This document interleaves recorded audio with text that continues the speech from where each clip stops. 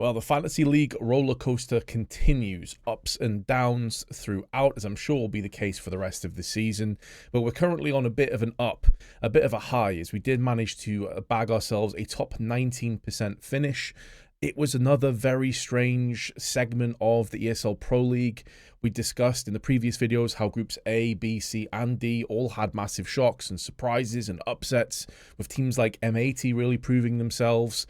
And it was the same in the playoffs. You looked at Vitality and you thought, right, well, this has to be theirs, right? They're going to make it to at least the semi-finals and maybe even win the whole thing. But Eternal Fire had other thoughts. They ended up beating them in a shock result, and then nearly even went the distance and beat Na'Vi in the grand finals as well, taking them all 5 maps, and it was super close. But one man pretty much saved me in this and really was the reason why I got into the top 20%, and that is Ema. This guy is still a beast, still a grand finals king. He always seems to perform when it comes to grand finals. I was a bit concerned though. The first map he dropped an absolute stinker. It was on like a 0.6 rating or something because Na'Vi got body bagged by Eternal Fire. But then as the maps continued, he just got better and better and better and basically saved me big time here. I think a lot of people double stack Vitality. I think a lot of people went for Zywoo in particular, and obviously that was a huge minefield within itself. I managed to just about dodge that and not really go too deep into any of the huge players, and instead I kind of spread myself out a bit more thin with the budget, which is what I typically like to do for these very moments, for these very sort of upsets. So top 19%, that has put us in joint 5th in the overall bracket. By the way, shout out to Banks and Maui Snake, who've played 9 out of 10 games and still find themselves in the top 5. Like, that's really impressive.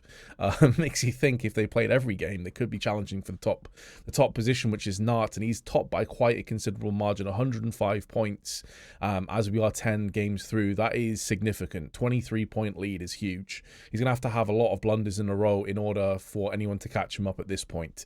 But I am on track for a top 5 finish, so we'll keep it going forward here into the Blast Premier Fall Finals. Now, obviously, Jackie and I were fortunate enough to cast the qualifiers for this tournament. We got to see FaZe and some other teams battling it out that were struggling, and 2 groups in this one. Both groups are just stacked with teams, right? Like, this is a very stacked tournament. Some of the best and brightest teams on the planet are taking part on this one, and it is going to be a difficult one to choose between. But as ever, I'm typically trying to kind of look at one team from each bracket and feel like, are they going to have a better run? Do they have an easier bracket? There is a lower final as well, of course, if you do end up losing in that first game. But it is basically just one safety net, and then that's gone. And because the tournament is so stacked, yeah, it's a safety net, but you're still playing against heavy hitters. So Na'Vi, Falcons, G2, and FaZe make up Group A, and Vitality, Astralis, Spirit, and Liquid make up Group B. Now, we do have to talk about the elephant in the room with the whole Astralis situation right now. As I'm recording this video, it's about a day to 26, 27 hours out from the start of the finals taking place and actually beginning.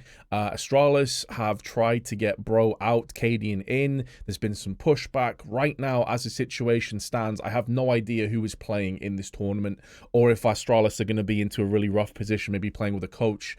I don't think anyone really knows what the kind of situation is as it stands right now.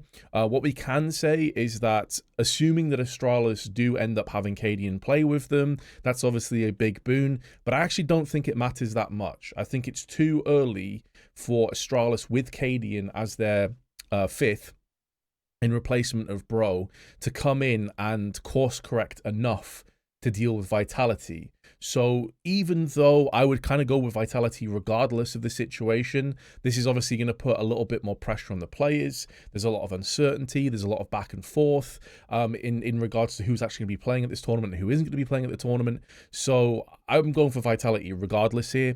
And I think that Vitality have looked better to me than Spirit have, even though they lost to Eternal Fire. Because this is also Eternal Fire, by the way. Let's not downplay how good they were in the playoffs of Pro League. Very, very solid. Nearly won the whole thing. They didn't get smashed in the finals. It wasn't a blowout 3-0. They came and they really played to try and win that game, and they nearly did. Spirit, for me, I've been a little bit all over the place. And although I would fancy them to be the slight favourites against Liquid, because Liquid have looked good as of late, I still think Vitality are the best team in this group. Now, that's a lot of sort of educated guesses and looking at the games and looking at how the teams have played. It's always possible that Spirit show up here and just bulldoze everybody. That is a possibility. It's possible any of these teams, to be fair, with the exception of maybe Falcons. I think Falcons are maybe the weakest team at this tournament. No disrespect, they're still a very strong squad. It's just that stacked. Astralis, you could make an argument for as well because of their current changes that are going on. But I'm looking at Vitality and Na'Vi here. Na'Vi off the back of a victory in the grand finals. JL having some really amazing performances as well as EMA in the grand finals. But Bit also pulling his weight. Wonderful was playing well. Alexi is slowly actually building his stats back up towards that 1.0 rating. And he's been looking a little bit better individually speaking as well. So although G2 and FaZe is going to be a strange game, I'd probably slightly favour G2 to win that one. I do think that Na'Vi are on paper at least the strongest team in Group A, and Vitality are the strongest team in Group B. So with all of that being said, this is the team that I'm going to go for here. So I'm double stacking. I don't normally like to do this, but I will be double stacking with Vitality and Na'Vi because I could afford it.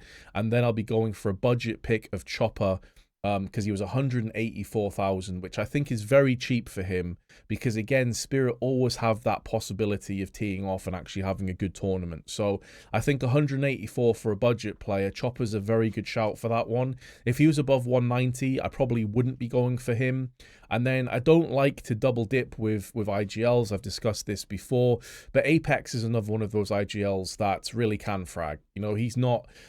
no disrespect to Carrigan, but Carrigan's the kind of IGL that has very few big performances, and his stats kind of reflect that. Apex is at a 0.99, just below the 1.0, and he's on a team that I think is going to win. Astralis, in their will they, won't they, have Cadian. Who is going to be playing? Is it Bro? Is it not? And the fact they're a team going through transition, and that's not even discussing the whole aspect of Cadian playing with Yabi and Stown again after the whole heroic shambles and shenanigans that went afoot. It's very hard to see sort of where that team is going to go. Is it going to click? Are they going to bygones? You know, is it water under the bridge? Don't know. We really don't know how this Astralis team is actually going to play together. Device now no longer being the IGL, but being the AWPA again, because I assume Cadian's coming into IGL. That also is a little bit up in the air. Who's IGLing? Who isn't IGLing? Is it going to be more of like Device has a very strong voice, but Cadian is making the calls? Can that work? Can that be something that actually factors in? Don't know. And so I think for me, Vitality stacking 2 makes a lot of sense here. I want to go with JL and EMA because JL was so impressive to me at ESL Pro League, and I think EMA is a player you can depend on to get some points here and there. So I'm mainly putting most of my focus with Na'Vi, and then to a lesser extent Vitality, and then obviously we have the budget pick of Chopper. I could have gone for Snacks, wasn't fancying it. I think as time is going on, we're seeing that Snacks, if you remember when he first played with G2, in the first like 5 or 6 matches, he was actually performing very highly.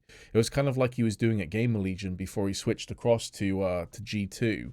But as time has gone on, you've seen his individual performance start to like come down and down and down and down. And I think, yeah, I didn't want to take that gamble. So Chopper it is, and that's my 5. Not really sure what to expect from this one. There's been so many crazy shocks and surprises and twists and turns.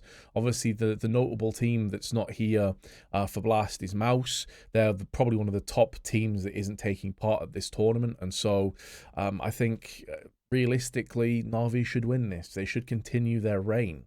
They're not establishing an era just yet, but we're seeing consistency where other teams are struggling, and I feel like they're always still flying under a lot of people's radars. I don't know if it's the romance of the bigger names on the teams like Vitality of having the Zaiwu, and, you know, G2 having Munacy and having Nico, and Spirit having Donk. I'm not sure if it's the romance behind the big players and, you know, the best players on the planet, but Na'Vi are just chugging along. They're a rock-solid team. Alexi's doing a fantastic job as the IGL, and most of their pieces are firing, and they're firing pretty consistently. So I feel pretty good about banking with Na'Vi on this one, and they're against Falcons in the first game. I'm not saying it's a gimme. I'm not saying it's an easy one, but I think in terms of the draws, probably one of the more favorable opening matchups instead of like a FaZe or a G2 or whatever. So yeah, this will be my team. I'll catch you next video. We'll see if I can return and repeat with 2 top 20s in a row.